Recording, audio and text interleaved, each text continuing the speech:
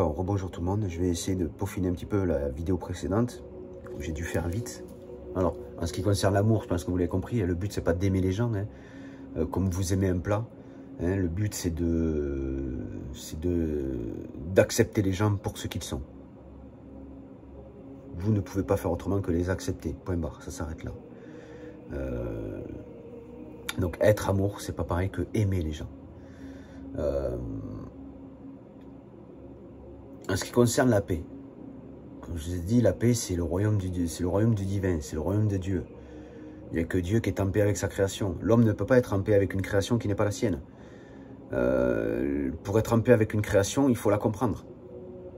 Hein, si vous avez un problème avec le moteur de votre voiture ne veut pas démarrer, vous n'allez pas être content, machin, jusqu'à ce que vous l'amenez au mécano, mais il n'y a que le mécano qui comprend la panne.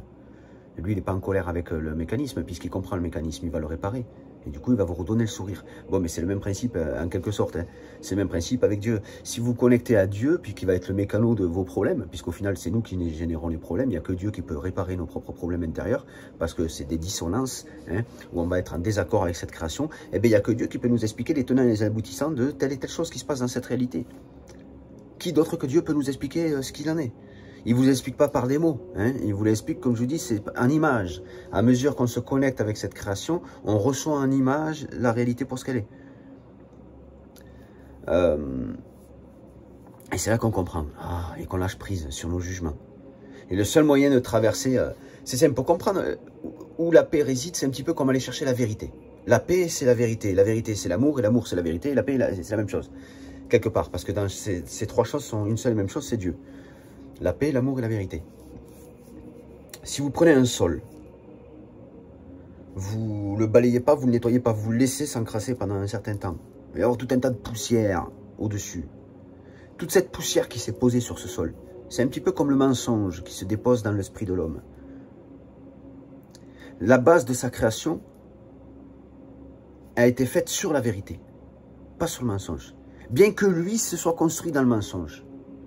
Il y a juste à nettoyer ce mensonge pour voir qu'il y a bel et bien un édifice qui parle d'amour, de vérité et de paix. C'est le carrelage sous lequel c'est le carrelage sous la poussière, on pourrait dire. D'accord? Donc, on voit cette poussière, on voit ce chaos, hein, parce qu'au final, la vérité réside au cœur du chaos. Et bien, aller chercher la paix, c'est traverser ce chaos pour dépasser ce toit qu'est le chaos, le toit de l'homme. Le chaos, le désordre, le mensonge, la guerre, le désaccord, la disharmonie, pour aller trouver la paix qui plane au-dessus de tout ça. C'est un petit peu comme si l'œuf de la vérité englobait toutes les choses. Il faut s'extraire de cette chose. Il faut s'extraire de cette chose. Et le seul moyen de s'en extraire, c'est d'aller chercher le divin. Le divin, il n'y a que le divin qui peut nous en extraire. Nous, on ne peut pas. Nous, on ne peut pas. Avec notre raisonnement humain, on ne peut pas. Voilà. Je ne vais pas vous dire mieux. Je pense que je vous ai tout dit. Je pense que... ouais, je pense qu'il y en a assez. Sur ce, je vous souhaite une bonne journée. Puis je vous dis à bientôt.